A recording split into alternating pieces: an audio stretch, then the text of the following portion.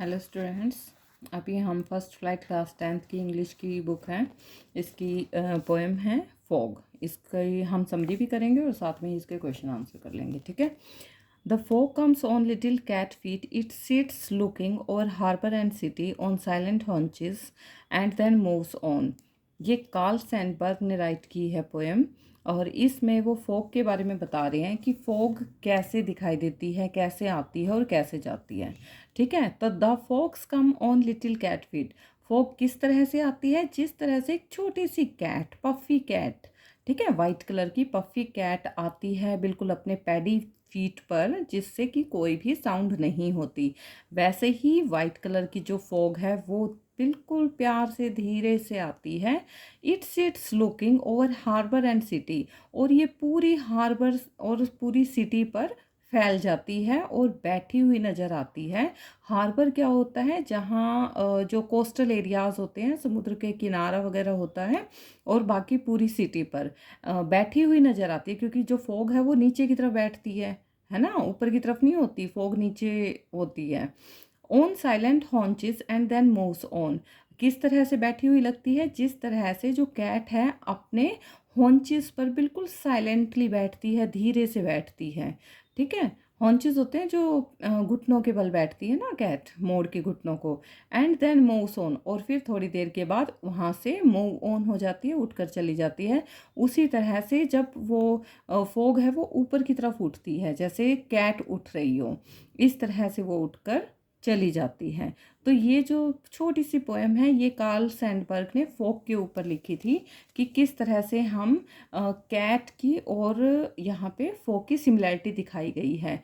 मतलब metaphor use हुआ है कैट का, ठीक है, फोक का कंपैरिजन हुआ है कैट से, मतलब cat as a metaphor use किया गया है। अब इसके हम क्वेश्चन आंसर कर लेते हैं। ये 4 क्वेश्चन आंसर हैं, यहाँ हम नोटबुक में इसको देखते हैं क्वेश्चन आंसर को।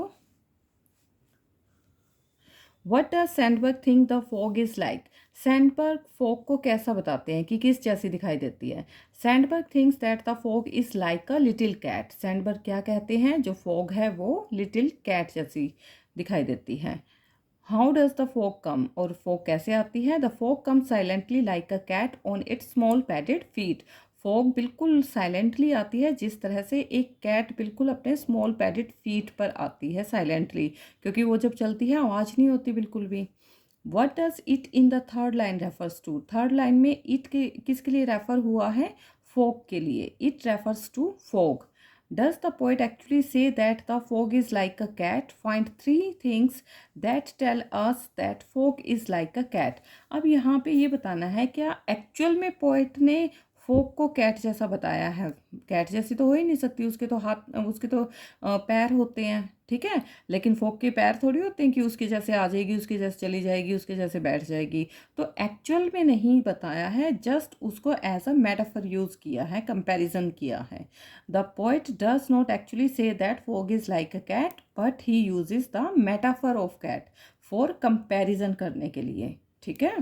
3 things are, find 3 things that tells us that fog is like a cat, हमें 3 चीज़ें बतानी हैं जो, जिससे कि जो फॉग है वो कैट जैसी लगती है। It come silently like a cat, सबसे पहले बिल्कुल साइलेंटली आती है। It looks like a cat, ये बिल्कुल कैट के जैसी दिखाई देती है, वाइट कलर की कैट के जैसे।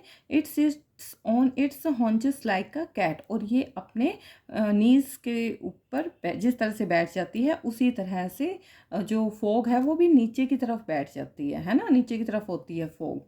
तो यहाँ पे भी कैट से कंपैरिजन हुआ है। अब हमारा एक मैं 5th क्वेश्चन आपको बता देती हूँ इसी में। यहाँ पे मेटाफर यूज़ हुए हैं इस टेबल में, जैसे कि स्टॉर्म को टाइगर के साथ किया है, और फिर ponchos over the fields, growls, growl करता है ना, और फील्ड में चारों तरफ घूमता है। तो ट्रेन, ट्रेन को किया है स्नेक से, लंबा होता है पतला सा, ऐसे ही ट्रेन होती है, आगे समझ में। अब लॉन्ग रोप लाइक बॉडी, उसकी रस्सी जैसी बॉडी होती है, ठीक है। इसको अब यहाँ पे पूरा डिस्क्राइब कर दिया है डिटेल में। फायर, फायर सन से हम कर सकते हैं, एज अ मेटाफर यूज हो सकता है। सिंबल ऑफ पावर, पावर का सिंबल होता है सन।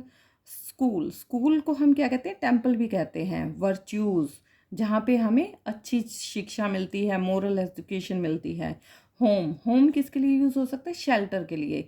ये किसके लिए यूज़ होता है शेल्टर या होम? सेफ्टी के लिए, वार्मथ के लिए। देखो ये वार्मथ हम क्यों यूज़ करते हैं होम के लिए, हाउस के लिए?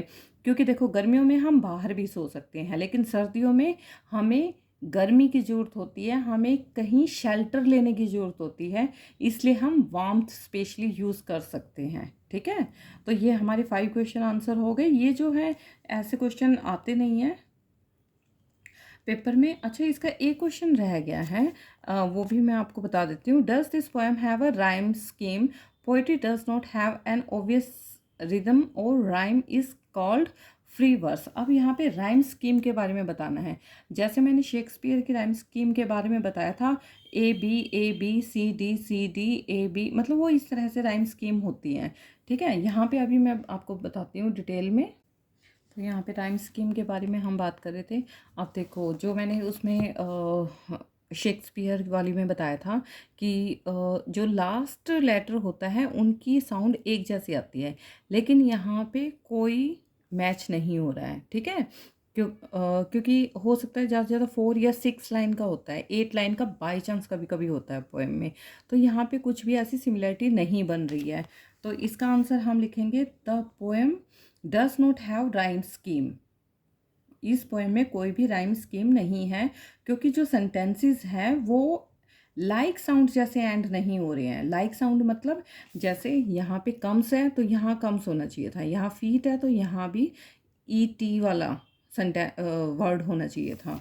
तो यहाँ पे लाइक साउंड से सेंटेंस एंड नहीं हो रहे हैं।